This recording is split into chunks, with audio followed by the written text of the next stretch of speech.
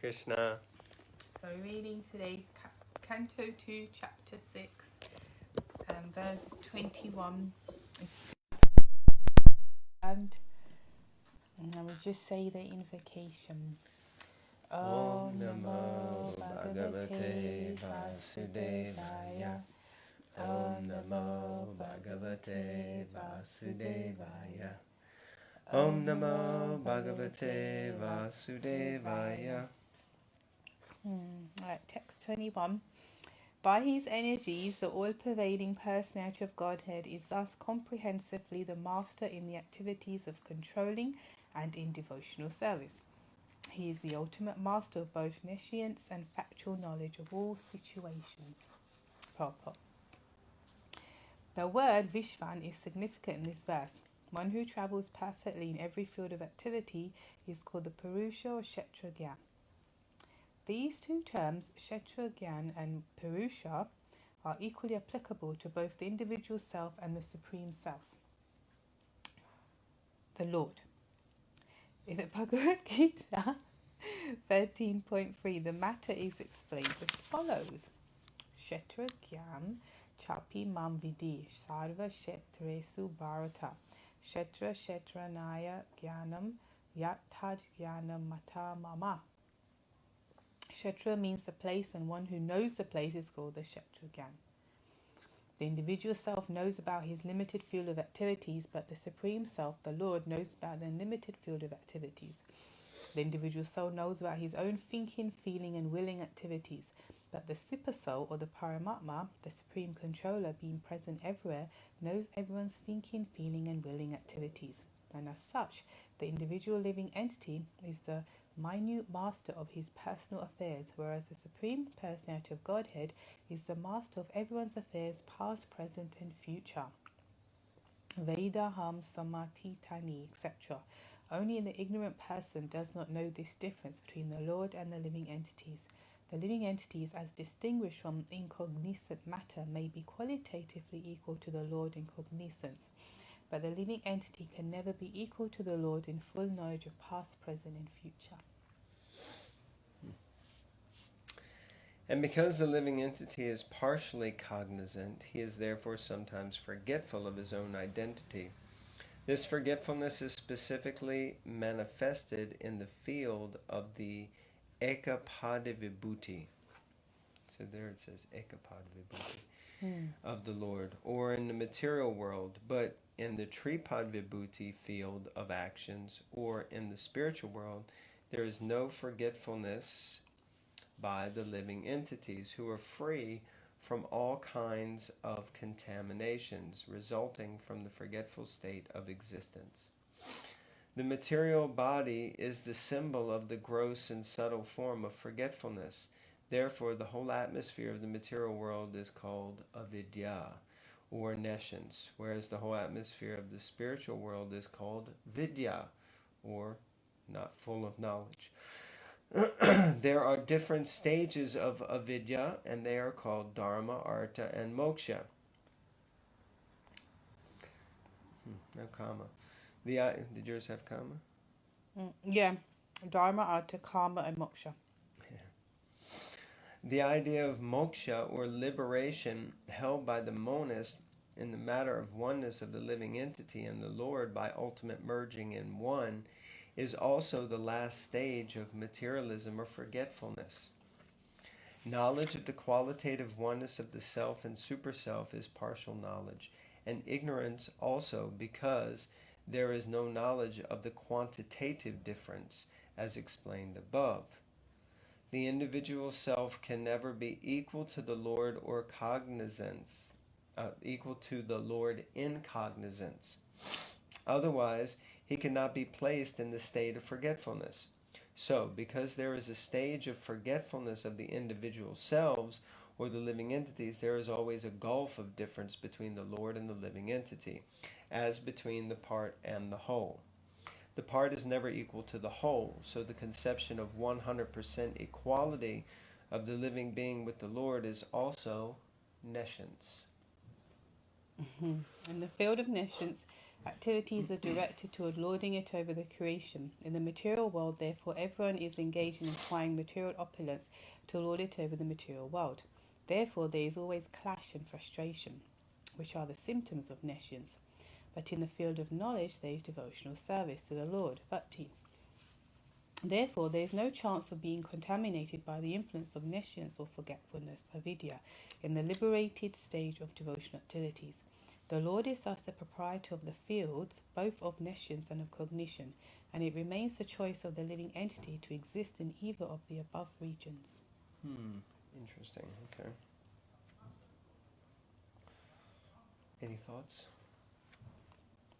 Well, it's our choice, it seems, whether we remain in ignorance or knowledge. So make the choice. Okay, text 22. From that personality of Godhead, all the universal globes and the universal form, with all material elements, qualities, and senses, are generated. Yet he is aloof from such material manifestations like the sun, which is separate from its rays and heat. Purport. The supreme truth has been ascertained in the previous verse as Purusha, or the Purushatam, the Supreme Person. The Absolute Person is the Ishvara, or the Supreme Controller by his different energies. The Ekapad Vibhuti manifestation of the material energy of the Lord is just like one of the many mistresses of the Lord, by whom the Lord is not so much attracted as indicated in the language of the Gita, Bina Prakriti.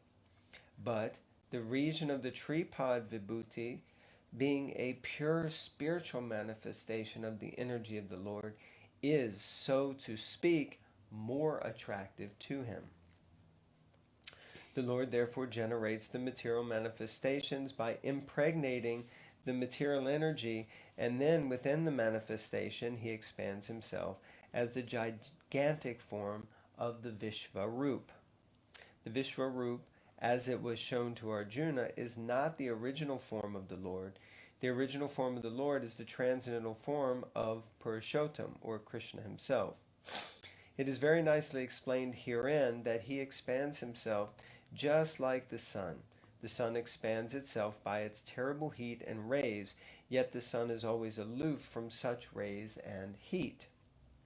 The impersonalist takes into consideration the rays of the Lord, without any information of the tangible, transcendental, eternal form of the Lord, known as Krishna. Therefore, Krishna in his supreme personal form with two hands and flute is bewildering for the impersonalists who can accommodate only the gigantic Vishvarupa of the Lord. They should know that the rays of the sun are secondary to the sun, and similarly the impersonal gigantic form of the Lord is also secondary to the personal form as Purushottam.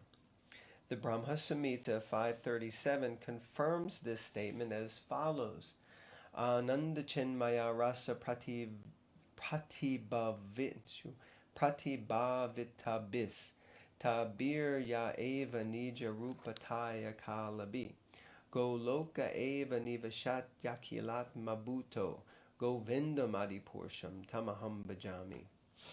Ananda Chinmaya Rasa Pratibhavitabis Tabir Ya Eva Nija Rupataya Kalabihi Goloka Eva Nivashat Yakilat Mabuto Govinda Madipursham Tamaham Bhajami. The Supreme Personality of Godhead, Govinda, the one who enlivens the senses of everyone by his personal bodily rays, resides in his transcendental abode called Goloka. Yet he is present in every nook and corner of his creation by expansion of happy spiritual rays, equal in power to his personal potency of bliss. He is therefore simultaneously personal and impersonal by his inconceivable potency, or he is the one without a second, displaying complete unity in a diversity of material and spiritual manifestations. He is separate from everything and still Nothing is different from him. There you go, and there you have it. Text 23. When I was born from the abdominal lotus flower of the Lord, Mahavishnu, the great person, I had no ingredients for sacrificial performances except the bodily limbs of the great personality of Godhead. Purport. Lord Brahma, the creator of the cosmic manifestation, is known as Swayambhu, or one who is born without father and mother. The general process is that a living creature is born out of the sex combination of the male father and the female mother. But Brahma, the firstborn living being, is born out of the abdominal lotus flower of the Mahavishnu plenary expansion of Lord Krishna. The abdominal lotus flower is part of the Lord's bodily limbs, and Brahma is born out of the lotus flower. Therefore, Lord Brahma is also a part of the Lord's body. Brahma, after his appearance in the gigantic hollow of the universe, saw darkness and nothing else. He felt perplexity, and from his heart he was inspired by the Lord to undergo austerity, therefore acquiring the ingredients for sacrificial performances.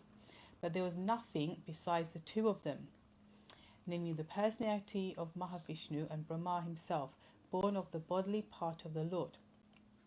For sacrificial performances, many ingredients were in need, especially animals. The animal sacrifice is meant not for killing the animal, but for achieving the successful result of the sacrifice.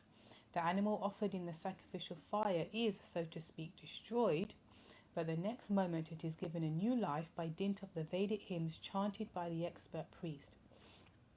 When such an expert priest is not available, the animal sacrificed in the fire of the sacrificial altar is forbidden. Thus Brahma created even the sacrificial ingredients out of the bodily limbs of the Garbhodakshai Vishnu, which means that the cosmic order was created by Brahma himself. Also, nothing is created out of nothing, but everything is created from the person of the Lord. The Lord says in the Bhagavad Gita 10:8, Aham sarvasya prabhavo mata sarvam pravartate. Everything is made from my bodily limbs, and I am therefore... I mean, it's interesting to translate, everything is made from my bodily limbs. But that's not the translation, is it? Well, it's a different translation. I mean, it's interesting because it fits in with what we've just read. Everything is made from my body, because he used bodily limbs to create. But it's interesting.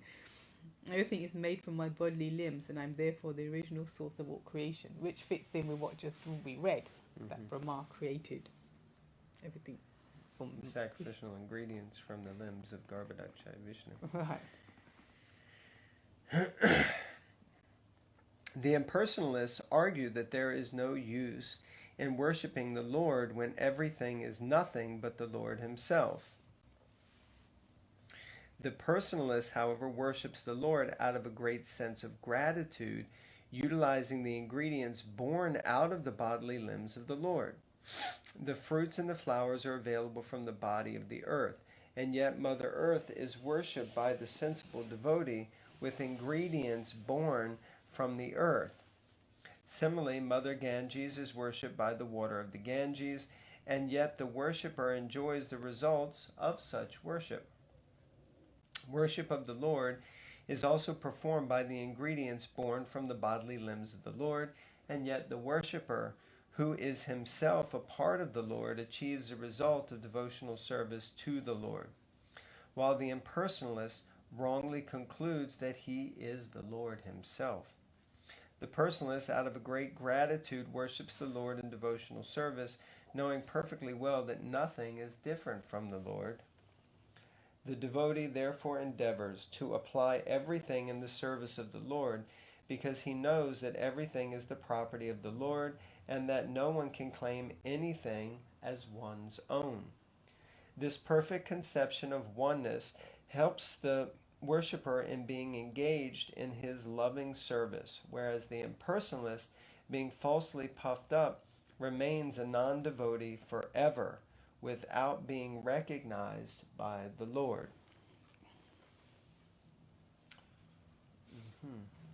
Interesting. So the impersonalists will worship, doesn't really take time to worship the Lord because they know that the Lord is everything. So why should they worship the Lord? Because everything is the Lord. But then with the same knowledge, the personalist or the devotee worships the Lord out of gratitude and gratefulness that the Lord is supplying everything, and therefore like that. So, interesting. Text 24. For performing sacrificial ceremonies, one requires sacrificial ingredients such as flowers, leaves, and straw, along with the sacrificial altar and a suitable time. And in brackets it says spring. Text 25. Other requirements are utensils, grains, clarified butter, honey, gold, earth, water, the Rig Veda, Yajur Veda, and Sama Veda, and 4 priests to perform the sacrifice. Purport. To perform a sacrifice successfully, at least 4 expert priests are needed. One can offer hota, one who can chant udgata, one who can kindle the sacrificial fire without the aid of separate fire, adavayu, and one who can supervise Brahma. Such sacrifices were conducted from the birth of Brahma, the first living creature, and were carried on till the reign of Maharaj Yudhishthira. But such expert Brahmana priests are very rare in this age of corruption and quarrel, and therefore in the present age only the yagya of chanting the holy name of the Lord is recommended. The scriptures enjoin Harinam, Harinam, Harinam eva kevalam kalo nashtiyava nashtiyava nashtiyava gati anyata. Text 26. And I think this would be our last one. Other necessities include invoking the different names of the demigods by specific hymns and vows of recompense in accordance with the particular scripture for specific purposes and by specific processes. Purport. The whole process of offering sacrifice is under the category of fruitive action, and such activities are extremely scientific. They mainly depend on the process of vibrating sounds with a particular accent. It is a great science, and due to being out of proper use for more than 4,000 years, for want of qualified brahmanas, such performances of sacrifice are no longer effective, nor are they recommended in this fallen age. Any such sacrifice undertaken in this age as a matter of show may simply be a cheating process by the clever priestly order. But such a show of sacrifices cannot be effective at any stage. Interesting, very interesting. Because the main yogya is chanting Hare Krishna. So qualified priests who can actually perform Vedic yogya, Vedic sacrifices is not really possible. So then it just becomes like a show. Fruitive action is being carried on by the help of material science and to a little extent by gross material help. But the materialists await a still more subtle advancement in the process of vibrating sounds on which the Vedic hymns are established. Gross material science cannot divert the real purpose of human life. It can only increase the artificial needs of life without any solution to the problems of life. Therefore, the way of materialistic life leads to the wrong type of human civilization. I just want to read that again. Gross material science cannot divert the real purpose of human life. So material science can't, no matter what it says or does, it can't change the truth of what is the purpose of human life. It can only increase the artificial needs of life without any solution to the problems of life. Yeah, because every material solution just simply creates more problems. Therefore, the way of materialistic life leads to the wrong type of human civilization. So materialistic life just isn't actually helping us to find the answers and the true meaning or goal of life. It's simply entangling us more and more in trying to satisfy the senses. Yes. Since the ultimate aim of life is spiritual realization, the direct way of invoking the holy name of the Lord, as mentioned above, is precisely recommended by Lord Chaitanya and people of the modern age. And people of the modern age can easily take advantage of this simple process, which is tenable for the condition of the complicated social structure. So simply we can chant Hare Krishna, Hare Krishna, Krishna Krishna, Hare Hare, Hare Rama, Rama Rama, Hare Hare. And we've just performed all the Vedic yajnas that we need to do. And no animal was sacrificed in the process. Hare Krishna, Hare Krishna. Okay, thank you all very much. It was a little bit of a short one today, but it's okay. We got in the Bhagavatam, and that's the most important thing. So here we have the Grantaraj Srimad Bhagavatam, Canto 2, first volume, volume 1, the special edition. If you are interested in having a copy, we've had a few people online who were interested. We're happy to send them out to you. Please get in touch with us, and we can make all arrangements.